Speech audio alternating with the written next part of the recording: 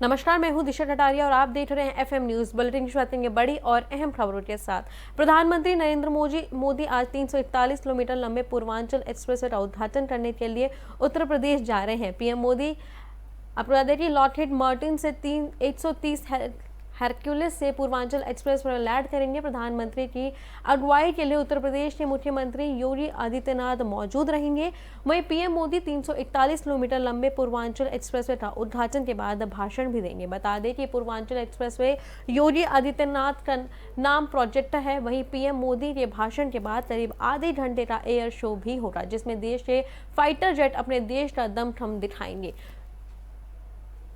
अब तो वहीं इस खबर पर और जानकारी के लिए हमारे साथ हमारे स्थानीय संपादक विष्णु मोहन जी जुड़ गए। विष्णु जी, जो प्रधानमंत्री इस पूर्वांचल एक्सप्रेसवे का उद्घाटन करने वाले हैं, इस कार्यक्रम को जरा हमारे दर्शकों को विस्तार से बताएं। जी, मैं बताना चाहूंगा कि एक महत्वाकांक्षी परियोजना है ये जी। और इससे उत्तर प्रदेश के पूर्वांचल के लोगों को बहुत लाभ मिल रहा है। जी। 22,500 करोड़ की लागत से 341 किलोमीटर लंबा ये पूर्वांचल एक्सप्रेसवे बना है। प्रधानमंत्री आज इसका उद्घाटन कर रहे हैं। इसमें प्रदेश के मुख्यमंत्री और प्रदेश के राज्यपाल के अलावा और भी अन्य बड़े नेता लोग रहेंगे।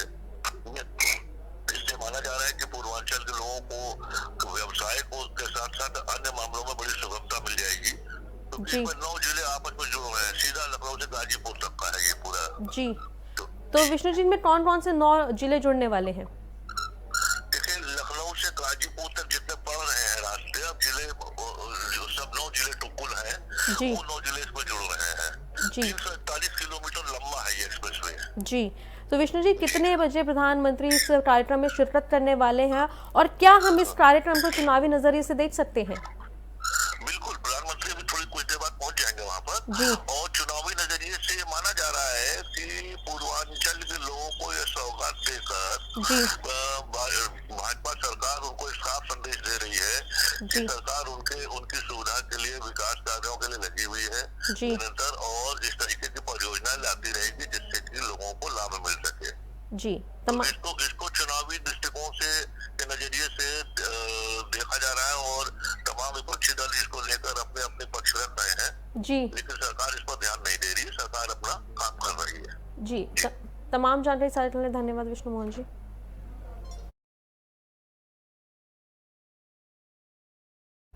बढ़ते हैं अगली खबर की ओर। प्रधानमंत्री नरेंद्र मोदी पूर्वांचल एक्सप्रेसवे का उद्घाटन करेंगे। करीब 341 किलोमीटर लंबा एक्सप्रेसवे पूर्वी और पश्चिमी यूपी से जोड़ा जाएगा। एक्सप्रेसवे लखनऊ के चांदसराय से शुरू होगा और गाजीपुर तक पहुंचेगा। इसे बनाने में 22,497 करोड़ रुपए का खर्चा आया है। ये एक्सप्रेसवे 9 जिले लखनऊ, बाराबांकी, अमेठी, अयोध्या, सुल्तानपुर, अंबेडकर नगर, आजमगढ़, मऊ और गाजीपुर से होकर निकलेगा। आपको बता दें कि प्रधानमंत्री मोदी ने जुलाई 2018 में आजमगढ़ से इसकी आधारशिला रखी थी। पूर्वांचल एक्सप्रेसवे लखनऊ के चांदसराय गांव से शुरू होगा, जो गाजीपुर में NH 31 पर स्थित हैंदरिया गांव में खत्म होगा। ये गांव यूपी बिहार बॉर्डर से 18 किलोमीटर पहले पड़ता है। आपको बता दें कि ये एक्सप्रेसवे अभी 6 लेन का बनाया गया है, जिसमें भविष्य में 8 लेन भी किया जा सकता है। दावा है कि इस एक्सप्रेसवे से गाजीपुर से दिल्ली पहुंचने में 10 घंटे लगेंगे। यूपी सरकार के मुताबिक अक्टूबर 2018 में इस काम शुरू हुआ था। इसके 3 साल में इसे पूरा कर लिया गया है। पूर्वांचल एक्सप्रेसवे की बड़ी बातें।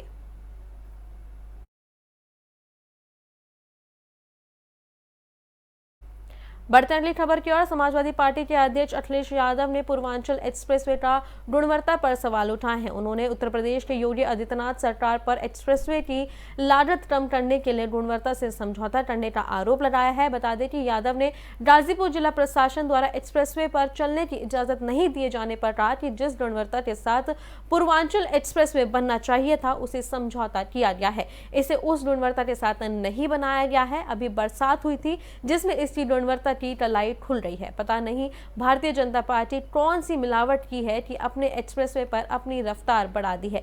हो सकता है आपको कमर दर्द और पेट दर्द हो जाए जब आप इस एक्सप्रेसवे पर चले। पूर्व मुख्यमंत्री गुणवत्ता काम करने वाली कंपनियों के पूर्वांचल एक्सप्रेसवे का काम छीनने जाने का आरोप लगाते हुए कहा कि अगर वही कंपनी और पूर्वांचल एक्सप्रेसवे बनाती है तो ये आगरा लखनऊ एक्सप्रेसवे से ज्यादा अच्छा बनता। आपको बता दें कि पूर्वांचल एक्सप्रेसवे पर अखिलेश यादव ने तंज कसा है। आपको बता दें कि उन्होंने बीजेपी सरकार को घेरते हुए कहा कि जिस गुणवत्ता के साथ ये एक्सप्रेसवे बनना चाहिए था उस गुणवत्ता के साथ नहीं बना है। पता नहीं भारतीय जनता पार्टी ने कौन सी मिलावट की है।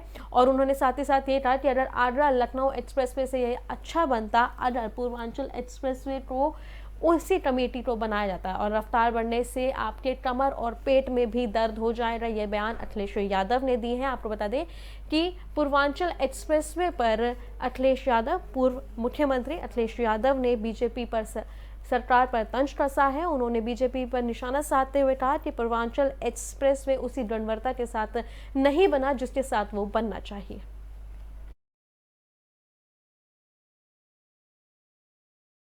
रुक करते अगली खबर की ओर। मुख्यमंत्री योगी आदित्यनाथ ने गरीब कन्याओं के विवाह के लिए सामूहिक विवाह कार्यक्रम को सरकार के प्रतिबद्धता बताया है। उन्होंने कहा कि एक समय था जब गरीब की बेटियों की शादी में होने वाले खर्च के डर से रिश्तेदार भी घबराते थे। किसी सरकार ने भी इस पर गौर नहीं किया है, लेकिन अब गरीब कन्याओं की शादी कार्ड प्रदर्श के मंत्री, विधायक और अधिकारी बांट रहे हैं। पूरा समाज गरीब बेटियों की शादी में उत्साह के साथ सामूहिक विवाह के कार्यक्रम में शिरकत करता है। मुख्यमंत्री ने यह बात सोमवार को गाजियाबाद के नेहरू पार्क में श्रम विभाग की ओर से आयोजित गाजियाबाद, हापुड़ एवं बुलंदशहर के 2306 जोड़ों के सामूहिक विवाह समारोह में वर्चुअल आशीर्वाद देने के बाद कही थी।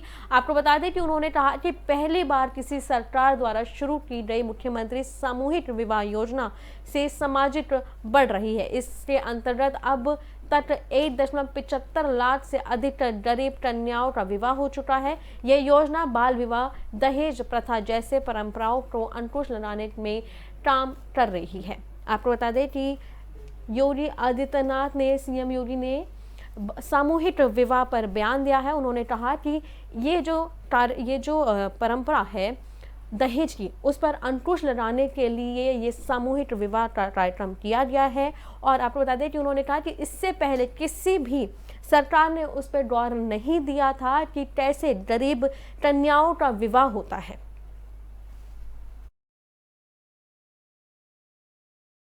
खबरों का सिलसिला इसी तरह जारी रहेगा, लेकिन वक्त हो चला एक छोटे से ब्रेक का।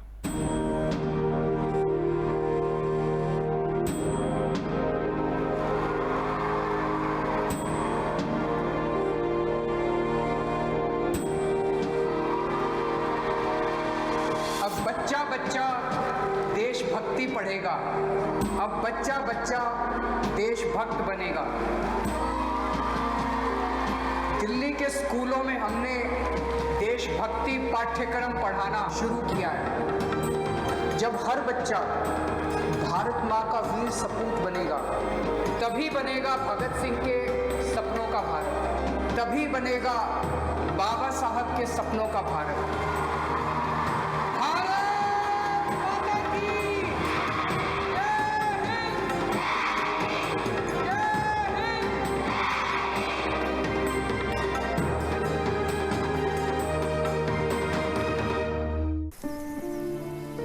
हम सभी जानते हैं कि दिल्ली और उसके आसपास के इलाकों में हर साल अक्टूबर नवंबर के महीनों में पराली के धुएं से प्रदूषण बढ़ जाता है।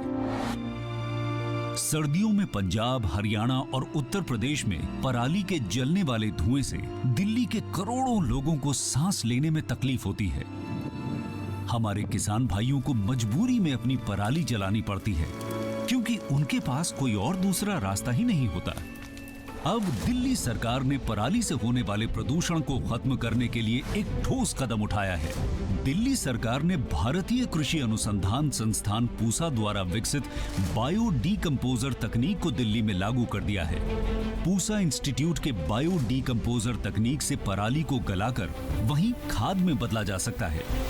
दिल्ली सरकार ने इस तकनीक को लागू कर दिया है और इसका सारा खर्च दिल्ली सरकार उठा रही है। और जब खेत में ही उस पराली का खाद बन जाएगा तो वो जमीन की उर्वरता भी बढ़ाएगा, मतलब किसानों की अगली फसल भी बढ़िया होगी।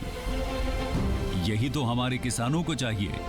और सबसे बड़ी बात, जब पराली नहीं जलेगी तो प्रदूषण भी नहीं होगा। इसमें सबका फायदा है। पहले हमें अपनी पराली जलानी पड़ती थी, लेकिन इस बार हमें ऐसा नहीं करना पड़ा। दिल्ली सरकार ने पराली को खाद में बदलने के लिए हमारे खेतों में ये छिड़काव करवाया है। ये बहुत ही आसान था। और हमें तो बहुत फ़ायदा हुआ। ये पूरा काम दिल्ली सरकार ने खुद कराया है, हमें तो एक पैसा नहीं देना पड़ा और हमारी पराली यही खेत में ही खाद बन गई है और प्रदूषण भी नहीं हुआ।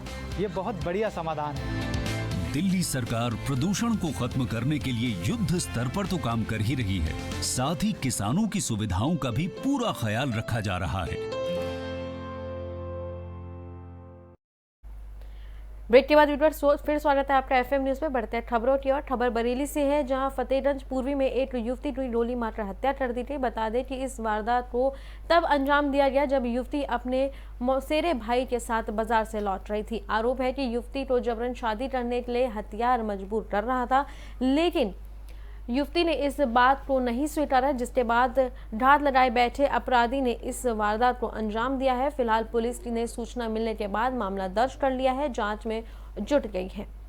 आपको बता दें कि युवती की गोली मारकर हत्या कर दी गई है। हत्यारा युवती को जबरन शादी करने के लिए मजबूर कर रहा था, लेकिन जब युवती ने उसको इनकार कर दिया तो घात लगाए बैठे आरोपी ने आपको बता दें कि युवती की हत्या कर दी, जिसके बाद पुलिस से सूचना मिलने के बाद मामला पूरा दर्ज कर लिया है।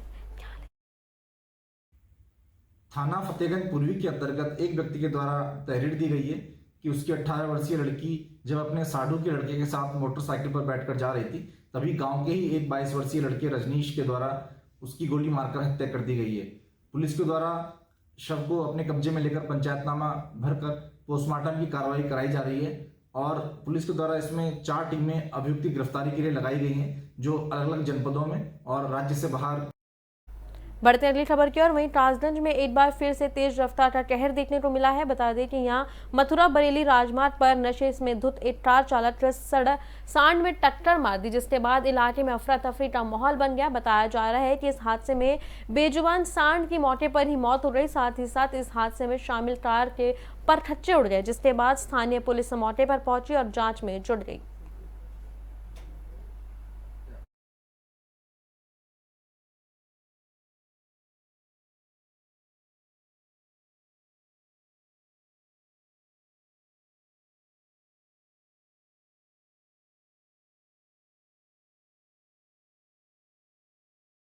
बढ़ते अगली खबर की ओर। खबर बिजनौर से है, जहां नहाटनो थाना क्षेत्र के अंकु में एक सड़क दुर्घटना में बाइक सवार महिला की दर्दनाक मौत हो गई।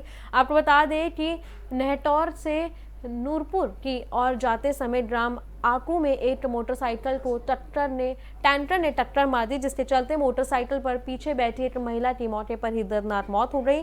वहीं घटना के बाद टैंकर संचालक मौके पर टैंकर छोड़कर फरार हो गया। सूचना पर पहुंची पुलिस ने टैंकर में महिला के शव को कब्जे में लेकर कार्रवाई शुरू कर दी है। साथ ही साथ पुलिस टैंकर के ड्राइवर की तलाश में जुट गई है।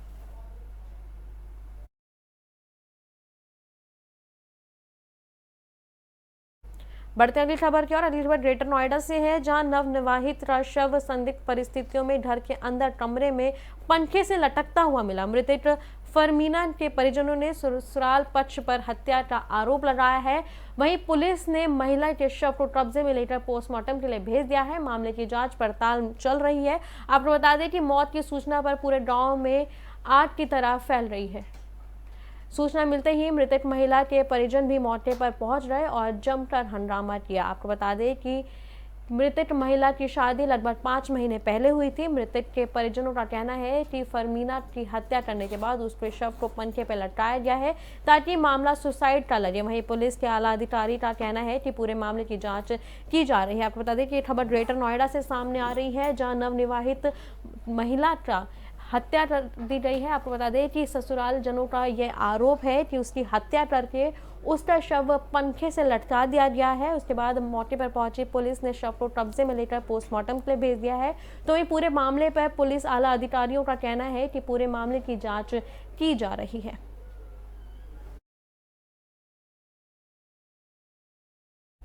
बढ़ते अगली खबर की ओर। यूपी के हमीरपुर से बड़ा दर्दनाक हादसा हो गया है। यहाँ कानपुर सागर हाईवे पर प्रेमनगर स्थित स्कॉर्पियो और ट्रक में अचानक आमने सामने भिड़ंत हो गई, जिसमें स्कॉर्पियो सवार उरई की 4 लोगों की मौत हो गई, जबकि 2 की हालत गंभीर बताई जा रही है।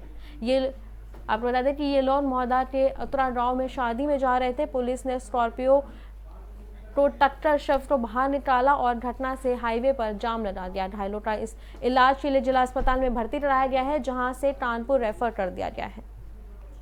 आपको बता दें कि स्कॉर्पियो और ट्रक में आमने सामने भिड़ंत हो गई, जिसमें 4 लोगों की मौत होने की खबर सामने आ रही है और जिसमें अभी 2 गंभीर रूप से घायल बताए जा रहे हैं। स्कॉर्पियो और ट्रक के आमने सामने भिड़ंत की ये खबर सामने आई है, जहां पे 4 लोगों की मौत हो रही है इस भिड़ंत में और 2 लोग अभी गंभीर रूप से घायल बताए हैं, जिन्हें आपको बता दें कि उपचार के लिए अस्पताल में भर्ती कराया गया है और उन्हें कानपुर रेफर कर दिया गया है।